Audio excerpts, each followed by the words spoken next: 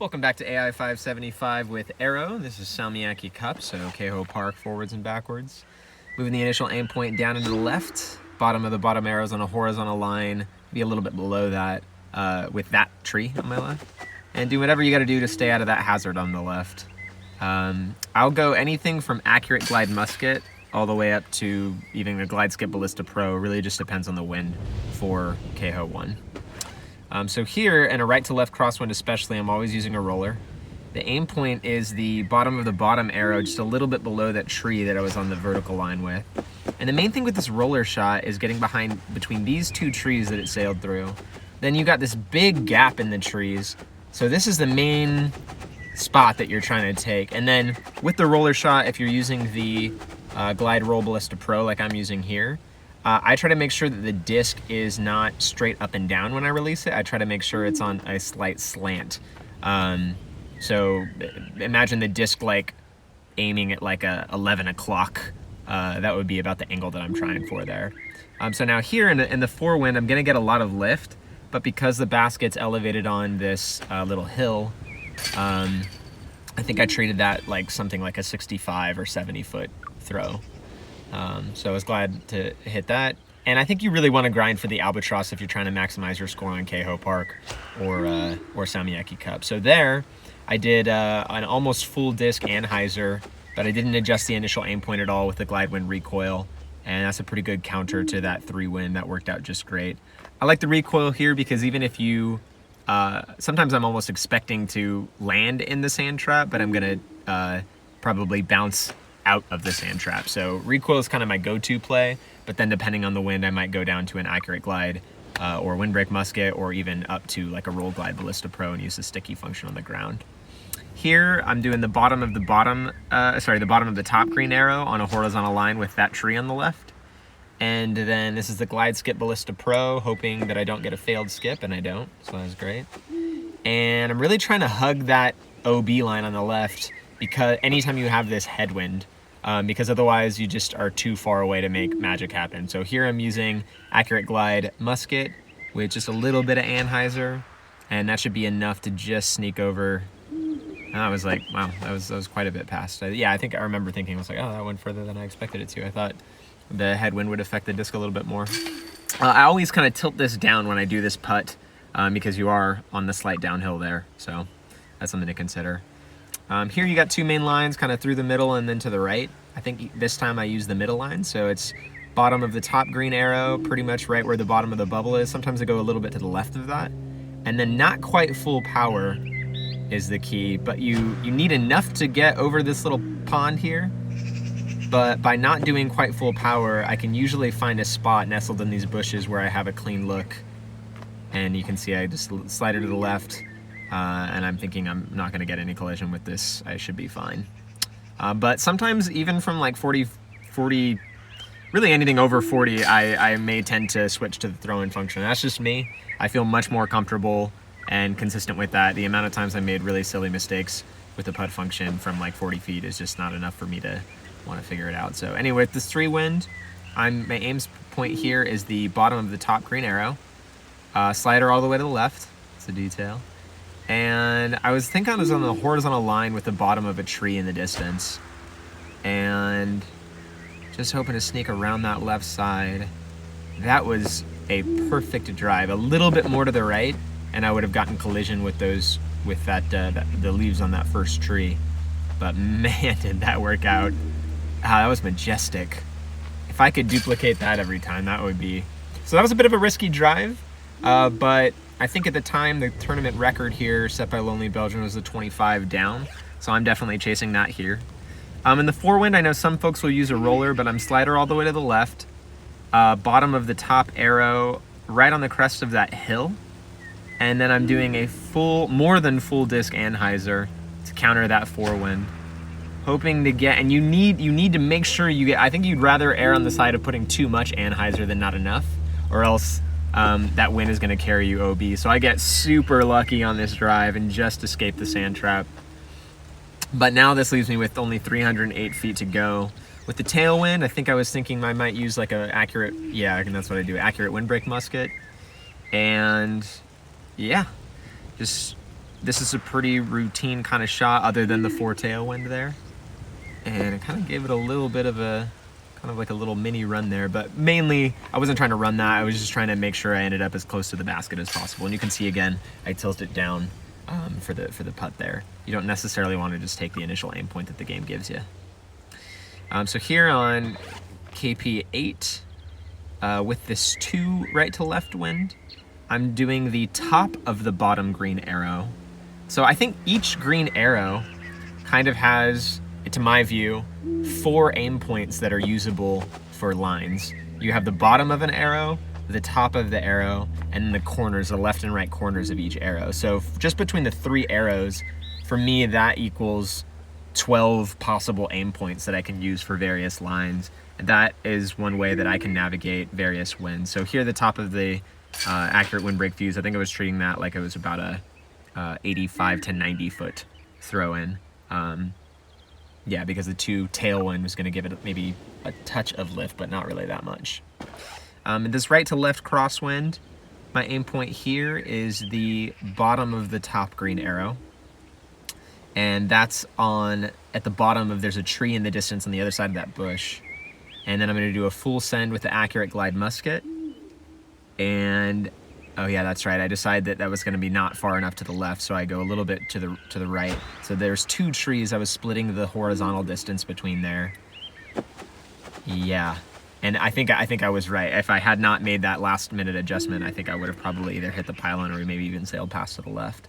So that worked out just perfect. And then bottom of the top band on the right side. The tailwind is going to generally create a little bit more fade at the end of the fuse's flight. And because of the elevation on top of this box, I think I'm treating this like about a 75 foot throw, something like that. 13 under. That's a good way to start Salmiakki. So now I'm just hoping I can carry this out. But even when you start with the 13, you still got to close out with a 12 in order to tie that 25. So here I get a 1 win, so I'm in a similar aim spot, bottom of the top green arrow.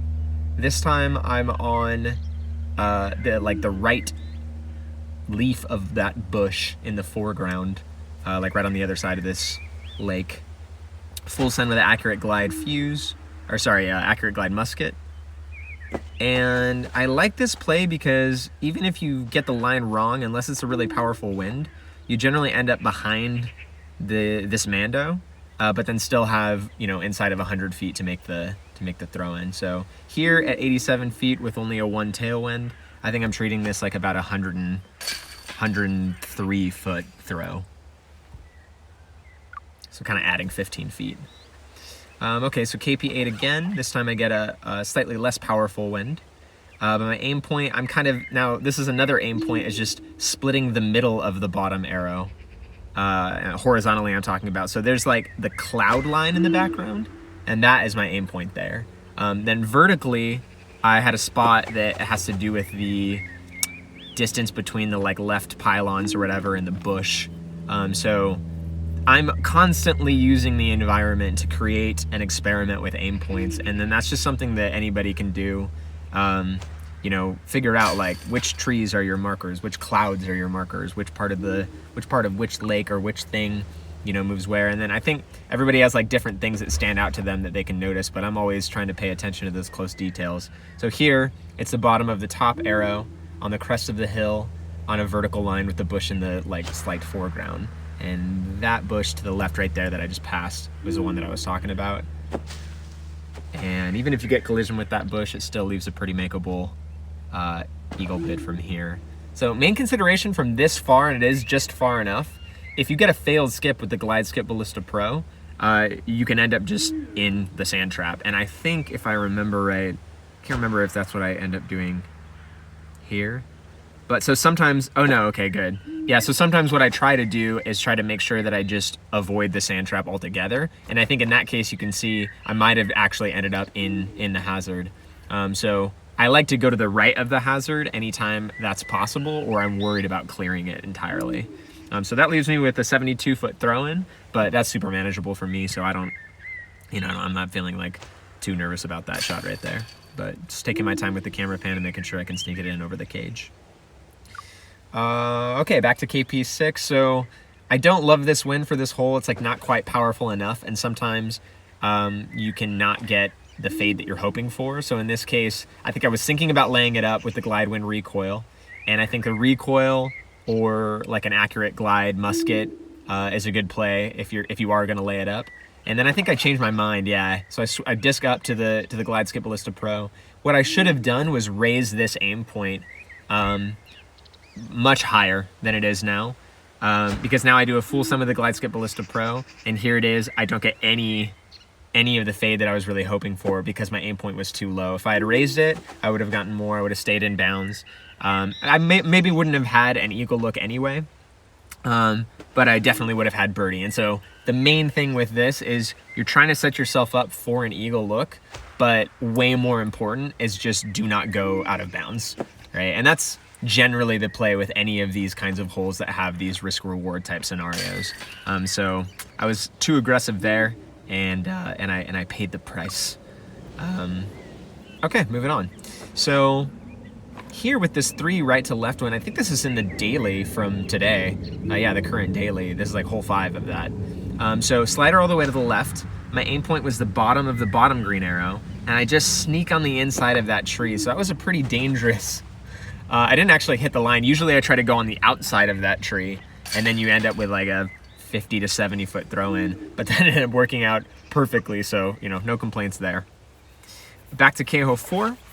With this 2 left to right wind, my aim point's the bottom of the top arrow on a horizontal line with that tree on the left. And then I'm doing like a split disc anhyzer. I think that was too much. I think I could have done like between split disc and just a straight pullback. So again, like what I mean by that is like if you're splitting the center of the disc, that's like one level of hyzer or anhyzer. If you're on the edge of the disc, that's another. If you're between the center and the edge of the disc, that's another. So that's kind of like 5 more aim point considerations as far as like how much angle you're putting on the disc. And I think even that is like a starter pack. Once I have those 5, like center, just right of center, just left of center, right edge, left edge, then I will be kind of intuitively be like, it's not quite enough. I need just a little bit more juice to counter like the wobble of the disc. And then sometimes you're making a judgment call based on like the last second, like you see something in the camera pan or the angle of the disc that you're like making like it's like a little bit of a, yeah, split second adjustment there. So again, there's my glide wind recoil line. I don't think I even adjusted the initial aim point there. And you can see I landed in the hazard, but then I kind of just skip right out of it and super manageable putt for that. So now I'm hoping, and I remember at this point in the round I was thinking like, man, if I hit this albatross, I'm gonna really kick myself for going OB on KP6 the second time around. So I get the same wind as before, so same aim point, bottom of the bottom arrow, just below that tree that I'm aimed at.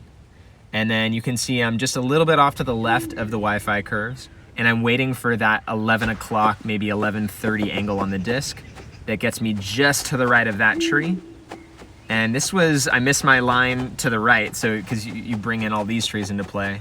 So I think probably the disc was at like an 11:30 angle, and I needed it to be at more like an 11 o'clock angle in order to hit the line that I try to go for. But still works out. I have 126 feet left. This is tough. You might consider laying up here. In this case, I'm trying to maximize my score. I think at this point my best was like a 22 or 23 under, so I was like, I'm just gonna try to go for a 24 here.